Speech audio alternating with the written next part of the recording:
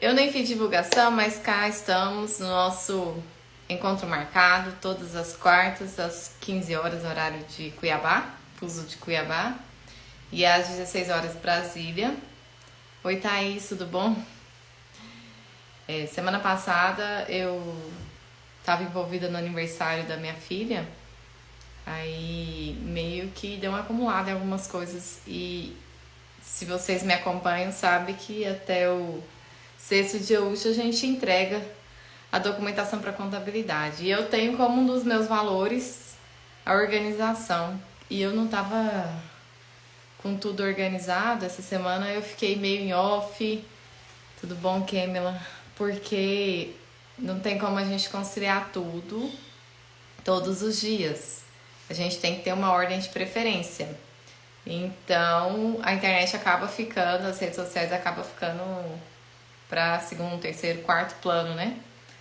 Eu foquei em me organizar, entregar a documentação e agora eu tô despachando os e-mails que estavam pendentes, lançando os pedidos de compra de insumos, seguros, organizando tudo para voltar aos eixos, né? Mas é bom. O aniversário da minha filha foi muito bom. Eu tenho um pouco de preguiça dessas coisas do social. Se eu fico muito tempo fora, assim, de reunir com minhas amigas, eu sinto falta, mas não é algo que eu precise sempre, eu sou mais introspectiva.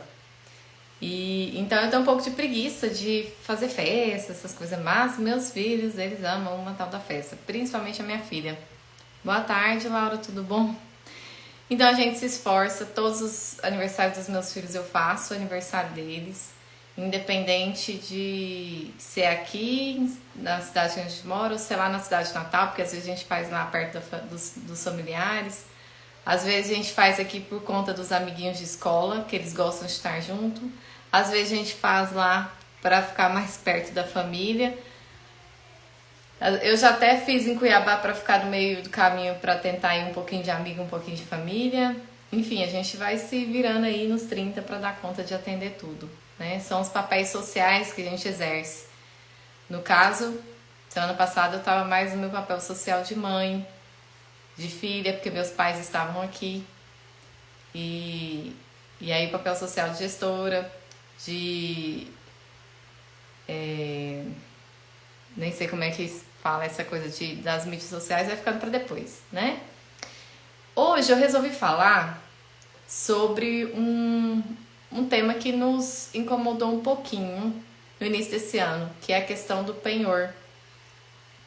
O penhor é uma das formas de garantia que às vezes o banco pede, ou os credores que vendem a prazo, eles seguram parte da sua safra, do seu grão, do seu gado, enfim, para garantir que você quite aquela dívida para eles, certo? Daí esse penhor ele é registrado em cartório, então quando as empresas hoje em dia elas têm como hábito antes de pagar pedir uma certidão de penhor, para elas verificarem se você tem algum penhor registrado referente àquela safra que eles estão negociando contigo, que eles vão comprar. Vou citar um exemplo. Eu estou vendendo um soja para Cargill, mas eu tenho um penhor vou citar um nome fantasia aqui qualquer, da SWS, que penhorou, vamos colocar 10 mil sacos de soja da safra 21-22, porque eu comprei um fungicida deles lá, né? Eu vou pagar só o ano que vem, por exemplo. Eu vou pagar só no dia 30/4/2022. E consta esse penhor lá. A Cargill, ela não vai me pagar se a SWS não autorizar, tá? Porque eles correm um risco de ter que pagar 2 vezes. Se eles me pagam e não assegura o grão que está penhorado para a SWS e eu acabo não pagando a SWS lá na frente e não existe mais o grão penhorado, ele pode ir atrás de qualquer um que recebeu esse grão e não respeitou a penhora do grão que estava registrado em cartório. O que isso causa de transtorno e qual que é a recomendação que eu vou passar para vocês? Se a SWS falar assim, Adriana, eu não vou te dar essa autorização para a Cargill te pagar, porque você não me pagou ainda. Aí eu falo, não, mas eu vou te pagar na data do vencimento, dia 30/4, né? Não, mas eu não vou te dar autorização para ele te pagar, porque eu não tenho segurança ou é política da empresa, enfim. E a gente segura esse penhor até dia 30/4. E não vou te dar nenhuma autorização para nenhum credor seu te pagar, enquanto você não me quitar. E você não estava esperando isso, porque a princípio você vai pagar ele lá no dia 30/4, então no seu fluxo de caixa você tinha reservado um valor para pagar lá, às vezes até feito uma venda já para pagar esse penhor lá da frente, né? Essa compra que era para pagar no dia 30/4 e liberar o penhor, né?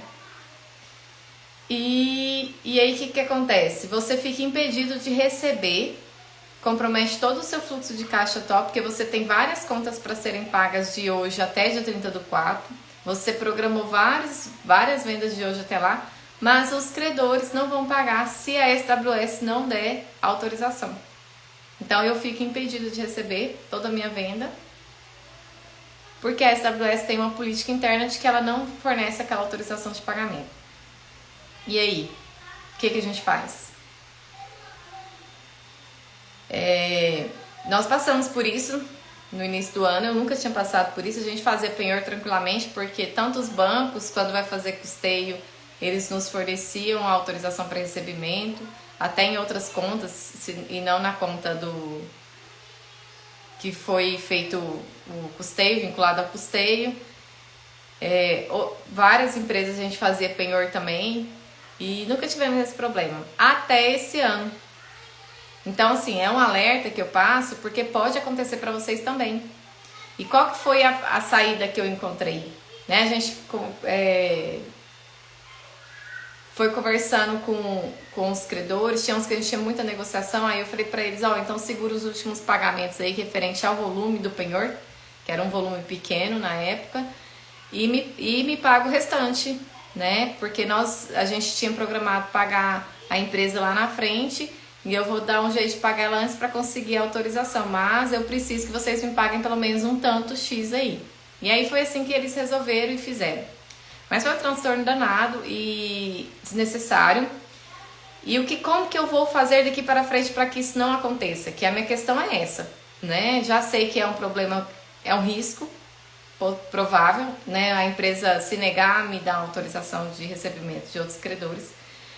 Caso vocês tenham que fazer um penhor, não tenham outro tipo de garantia para dar, uma alternativa de garantia é fazer cessão de crédito.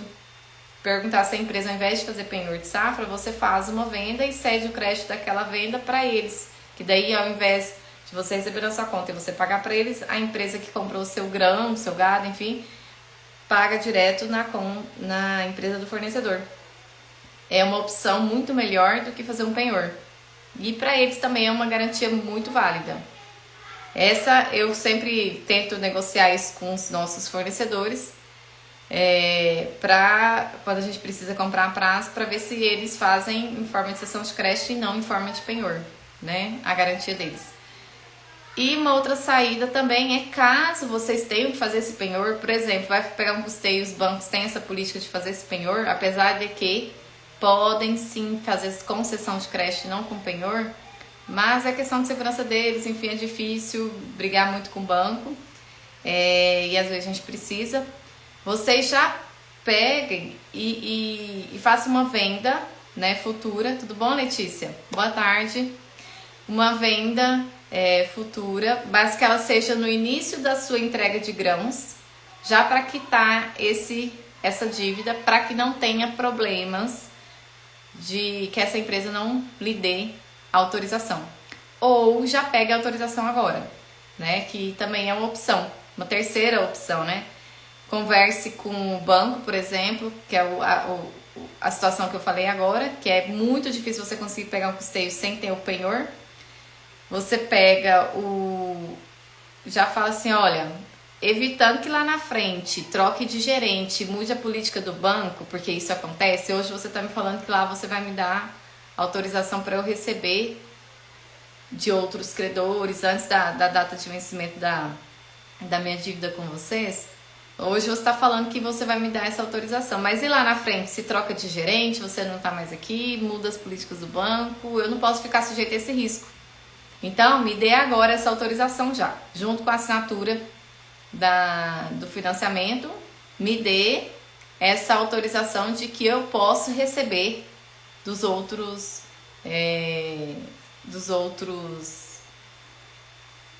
credores meu, dos outros clientes meu, antes dessa data em qualquer conta, por exemplo, né? É uma saída também, se bem que essas autorizações geralmente eles pedem para ser direcionadas, né?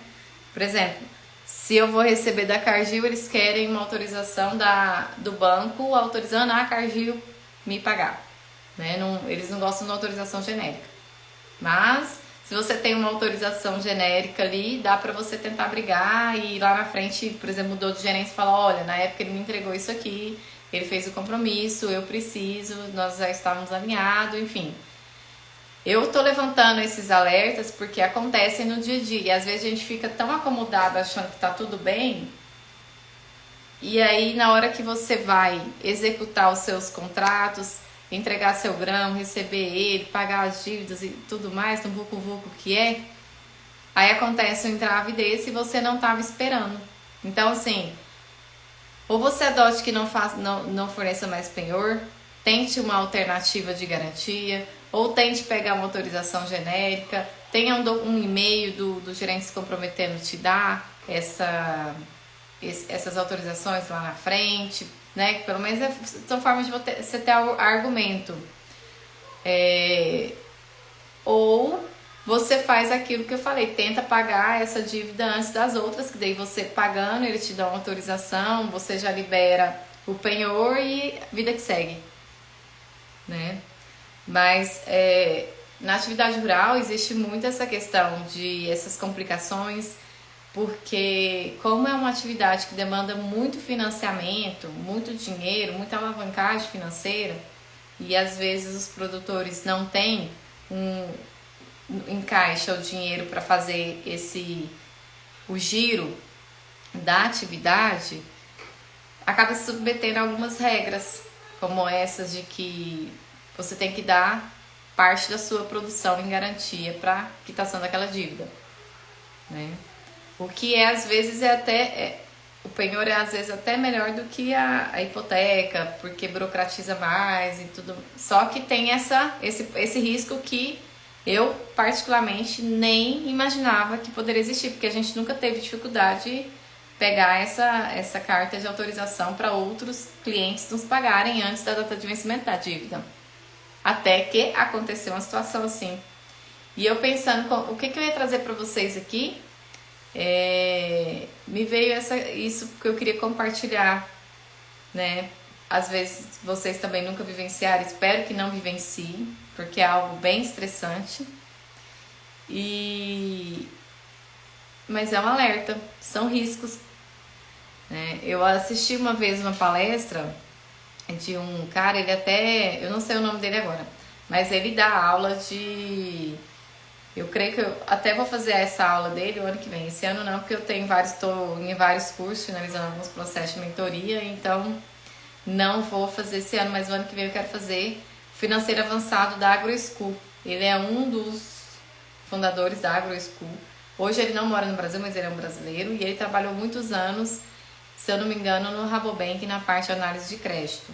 Então ele sabe analisar os riscos que os produtores rurais oferecem tanto para as financeiras e quanto risco eles estão correndo no dia a dia. Aí ele fala que são muitos riscos que os produtores nem imaginam que correm, né? Então, e esse do penhor, de você às vezes ser impedido de receber a sua venda, é um risco que às vezes a gente não conhece, certo? Espero ter contribuído aí Eu coloquei no Stories também Não conheço a coach que eu coloquei lá, gente, mas depois vocês assistem, mas que eu achei tão bonito. Meu esposo que mandou, ele recebeu do amigo dele no WhatsApp, eu falei, vou compartilhar.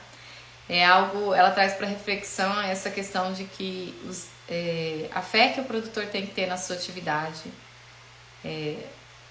quão você tem que estar confiante com o seu processo, com o seu procedimento, e se você está realmente cuidando do seu solo para que venha realmente uma produção de qualidade ali, né? Quando a gente pensa nisso, a gente vê o quanto temos que dar valor para os produtores rurais que correm tantos riscos, que não têm certeza de nada e que às vezes colocam ali uma semente literalmente na mão de Deus para que ela venha e traga bons frutos posteriormente.